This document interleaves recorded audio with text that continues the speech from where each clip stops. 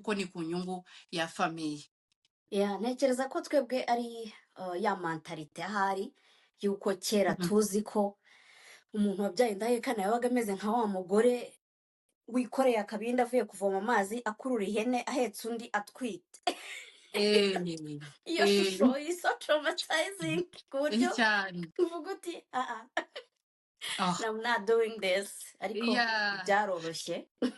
Byaroroshe, navuga ko byoroshe, which twaba twinjiye mu bintu bya parenting, umva umwana indahekana, kurera umwana si ukumuhorana mu ntoki gutya, ni independence, Mm, ukamushyira hariya akiga guhagarara ari wenyine, akamenya ngo mama ari gukora ibi, turi benshi, so mhm, ukanabashakira umwanya, indahekana baba bagukeneye bose ko baterura, yeah, so ibi byose nkagenda ndiviza umwanya, ugasanga ntabwo bimbereye stress, mhm, bihera mu mutwe aha, kwiyumvisha ko I can do it.